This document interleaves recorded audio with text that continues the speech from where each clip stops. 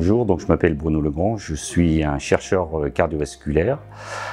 J'ai passé toute ma carrière dans l'industrie pharmaceutique et la plus grosse partie au sein des laboratoires Pierre Fabre. Et en accord avec le groupe Pierre Fabre, nous avons fondé Cevastera. Pierre Fabre nous a confié un premier projet de valorisation, ce que nous avons conduit pendant une première année, et puis ce qui nous a donné le pied à l'étrier pour développer des nouveaux projets. Alors qu'est-ce que nous faisons exactement chez Cevastera? On fait de la valorisation de projets de recherche et de développement. On ne fait pas vraiment de la recherche, on est à la fin des stades de recherche. On va chercher des projets dans les équipes académiques ou dans d'autres compagnies pharmaceutiques et on fait du développement initial de façon à l'offrir soit à un autre groupe pharmaceutique pour un développement consolidé, soit si on a l'opportunité de faire un développement un peu plus soutenu au sein de Cevastera.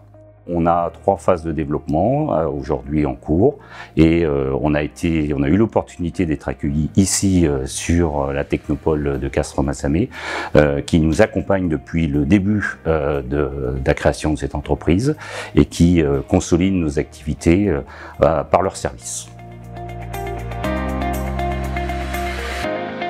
Je suis cofondatrice de Cevastera et je manage le projet Crohn qui est présenté aujourd'hui. C'est un projet qui vise à traiter ce qu'on appelle les MICI pour maladies inflammatoires chroniques intestinales, notamment la maladie de Crohn. C'est en fait un projet qui est un antagoniste d'un récepteur localisé sur différents segments du tube digestif. Notre projet a vu le jour depuis 2 ans.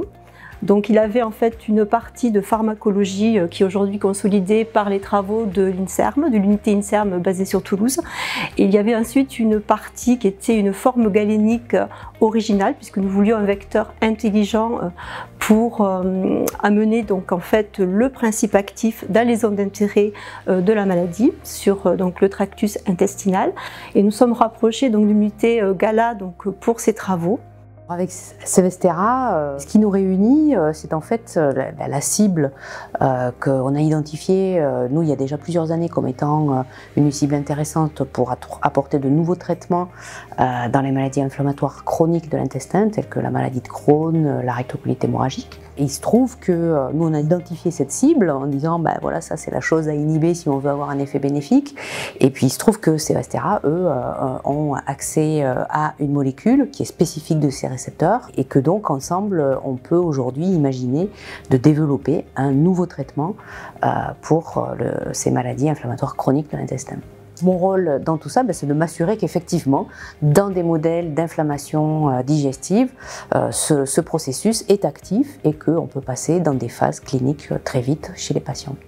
C'est un projet pour nous très intéressant parce que c'est un projet qui nous présente des défis galéniques très importants. Donc, nous sommes ce que nous appelons des matériaux et structures complexes. Donc, ça veut dire qu'on programme une action qui doit être bien maîtrisée au travers de la formulation et on met en place tout notre savoir-faire procédé et formulation pour répondre à un cahier de charges qui nous a été présenté par Cevastera. Donc c'est vraiment très, très intéressant, nous sommes très motivés justement d'être impliqués dans ces projets. Si je peux le dire simplement, ce qu'on vient faire, c'est préparer une espèce de véhicule pour cette molécule qui doit être amenée, acheminée dans un endroit précis de l'organisme et qui a besoin d'aide en termes de protection et aussi d'un relargage bien ciblé pour permettre l'action de la molécule.